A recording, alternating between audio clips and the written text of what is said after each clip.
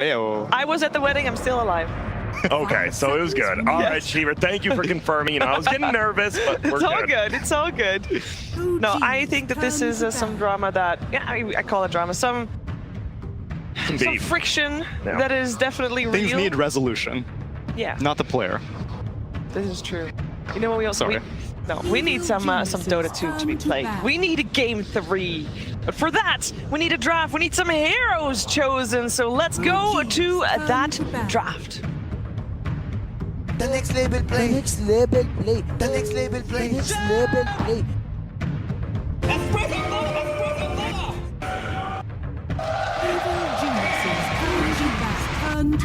The deciding game 3 coming up in just a second. The winner of this is going to go on to face LGD in the winner bracket final. A huge match.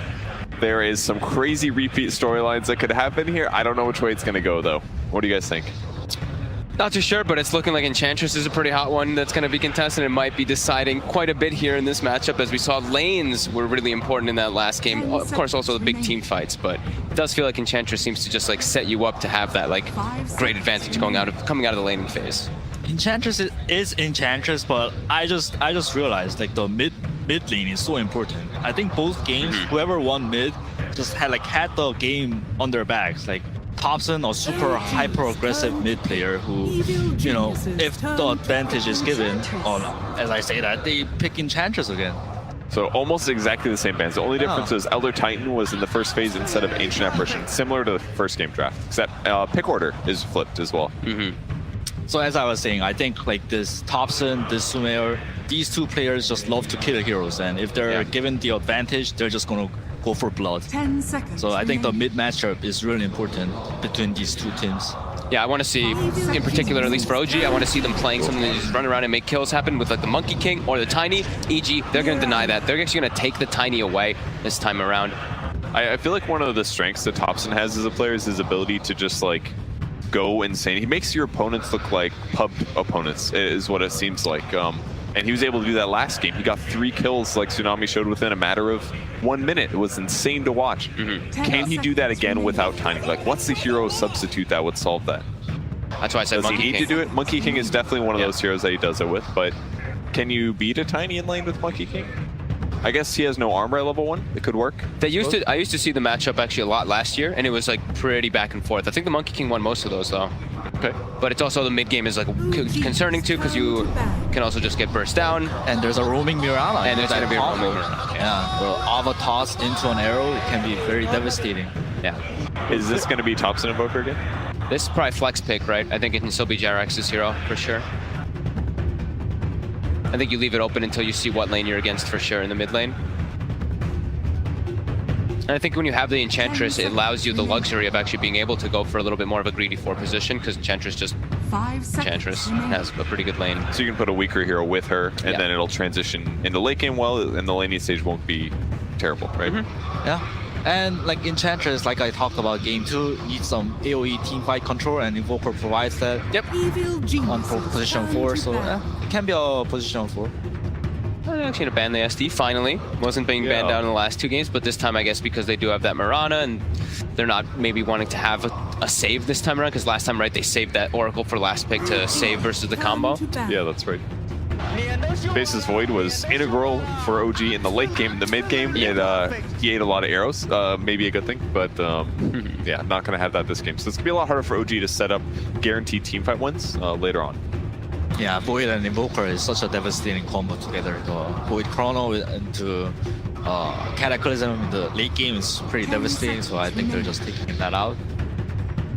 I love seeing, you know, TI is so great because you always like do the full circle back to like either super carries getting picked up like anti-mage, or it's just like these massive team fight lineups that just constantly are battling. Like you were mentioning in the last game, what we had 50-something kills in the 40-minute mark, or even more than that, something like that. It's just non-stop aggression, non-stop fighting, non-stop trying to take these battles. And usually the team with the better team fight at the TI main stage ends up having an easier time, at least, at executing. It just really helps when you have a hero that can grasp win. Like, you know where they are, you see them, you can jump in, hard disable them, guarantee kills. That makes a huge difference. It really helped against the Terrorblade, especially. Once you Chronosphere him, you're like, okay, if you don't have a save, you're dead, period. It makes the game a lot easier. especially for these teams too. I think EG, OG, compared to like these Chinese teams, they really love to fight early and just like spill a lot of blood. Evil geniuses. We'll see if they can do the same thing. Centaur banned now. Mobile hero, burst damage, has a pretty good time getting his team on top of the enemy team. So maybe they're worried about the carry versus offlane match. What do you guys think? It can be a setup for the Mirana Arrow later on, and it's either Sanking or Centaur, and EG doesn't have ET this time around, so Centaur ban does make a bit of sense. So you think Sanking's not as bad now? Because the ET's not there?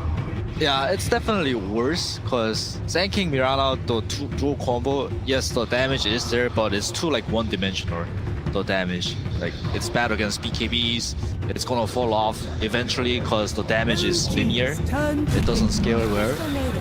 Then go for the CM that they used in the first game. I think this is also just dictating that they want to play really aggressive like they did with the CM last time. Yeah. Allows everyone to just be constantly on the map more because you always have that aura. You can always keep pushing out lanes. You can always keep playing aggressive, and you can even threaten an aggro tri-lane as we saw them do with that CM in the first series, or in the first game. It's a good form of damage from position 5 towards the Enchantress too, I think. Yeah, that's a good point. Her freezing field, her ultimate was really useful in a lot of cases against the PA as well. 5 seconds remaining.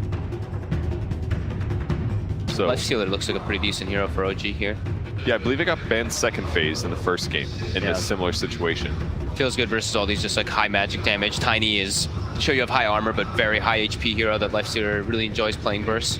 Yeah, the only time it's good versus Tiny, or for Tiny, is when he gets his Ags and you can do like ranged heavy physical damage.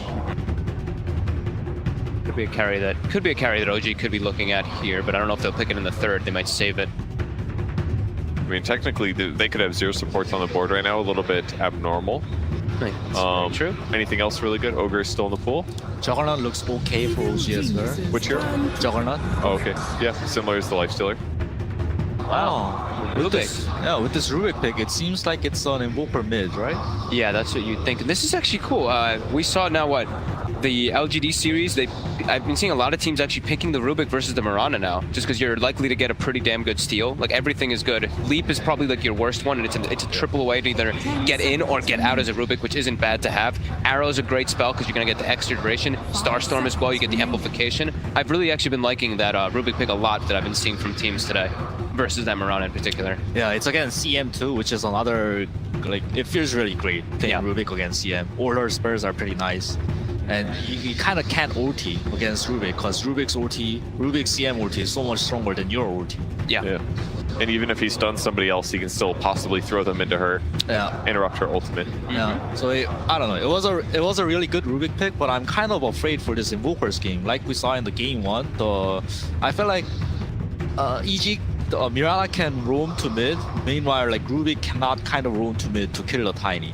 And Tiny versus Invoker matchup in general, Tiny seems to have the upper edge. And we don't even know if it's I guess it's a Tiny mid. Like, it should be a Mirana for Tiny mid. Yeah, that's what that's probably the more than likely. Yeah. We know Sumail loves to play Tiny as well, as we saw last year, of course, when he had the 30-something kills or whatever when he ran over the whole game. It's like literally this match and this part of the bracket a year ago. It's he the broke same heroes. The all-time kill record for a single game. Yeah. Got 30 kills. It was an insane match, and then Sumail still lost the match. That was versus OG too, right? Yeah. And that was the one. That was the same thing. damage mitigation draft where they had Spectre, Io, Centaur, and I remember he's just running around and then he tossed Arteezy into the tier 4s. Of course, that happened in that game. Hey man, he got 30 kills. I do not care. You cannot say that one was Sumail's fault. He messes up once. Ask BSJ about that. You know, he blames Sumail entirely for that game. Really? Yeah. This pick's kind of throwing me off because it should be EG crit. Crit on Dark Willow is one of his favorite heroes. He's amazing at that hero too. Yeah, wait a minute. What about a 3 Mirana? I mean, really, Mirana could hypothetically lane in any situation. That's true. I guess they could still do that 3 Mirana and then having this. But 3 Mirana with a Willow, that seems too squishy. So I think it's a mid Mirana and Tiny offlane. Okay. That makes more sense. That makes more sense, yeah. Is it that squishy versus Rubik? I mean, Willow can get 2. You get Cursed Crown, toss that on a guy, that's an arrow, for sure. Plus Bramble Mace follow-up, maybe kill potential. And crits, Dark Willow is excellent. Yeah. And Dark Will has tons of magic damage, It's so pretty she's good going to be able to against kill the Enchantress. Enchantress. Yeah, it's She's good going to rush the Spirit Vessel. Mm-hmm. It kind of fits a lot of boxes. The only thing that's weird about it is it's going to force Mirana into a weird role, potentially. Not a non-standard for the current meta. Evil geniuses turn And they're gonna go for that jug now, especially versus the Willow. Yeah, I think it's especially the Willow. yeah, it's so good versus that hero. Lifesteal was an option too, I think. But I think What makes OG Jug better? I think OG, they're the healing ward. They can just keep on there's two healers, the Nature's Enchantress is here and Juggernaut healing ward, so they can just keep being on the map. turn to ban. So also, I think the Jug is better versus the Willow overall because you can actually do something when she's inside of her realm. You can actually spin and do some damage as well. It's a small, but it's something. All right, last phase of bans here. Oracle banned out once again. They are Yes. anticipating the save hero. Any other save heroes? 10 seconds Do remaining. they need a save hero with the Jug carry? 5 He can seconds kind of protect remaining. himself. There's no BKB piercing disables on EG at all right now, so that spin is gonna be really useful for himself to protect Turn him. to pick. And one thing EG is actually really missing this game, unlike what they had last game, was they don't have a setup stun other than Tiny. So it's going to be really difficult for Mirana to get arrows unless it's like Dark Willow. Basically, it's a delayed stun. So And Frostbite. I mean, it's not amazing, and it doesn't usually come out like laning phase really, but I mean, Correct. Yeah, it's not an easier combo to hit. yeah, it's still yeah. But when BKBs come out for OG, then they Yeah. will have defensive options against EG's current. So they go for Sand Kings. That's their... That's their 5-position Enchantress then, right? Yeah, that My makes Right? assumption. That's the no-tail Enchantress. It's a very weird lane, but I always see No Terror pulling it off. The Enchantress and the Juggernaut lane. Usually Juggernaut wants some disable from position 5, so they have that nice disable into split combo, but let's see how No Terror pulls this 10 off. seconds Yeah, he can also so he has also the Dispel as well versus the Willow. That can be kind of nice to. 5 seconds Actually, what am I talking about? Sorry. Other way around. Yeah. Can't dispel Just yourself. kidding. It's okay. We all make It's mistakes. it's been a long day. Your mistake was way less egregious than mine was, so I'll let it go. It's gonna be okay. I was like, what am I saying right So now? what is the carry hero needed for EG here? I don't know. Maybe- That's a question you're supposed to answer. Maybe it's Slark. I can see Slark being okay. Arteezy Slark. Whoa, whoa, whoa! Anti-mage. This is what we said, right? The anti-mages, they trickle back into the TI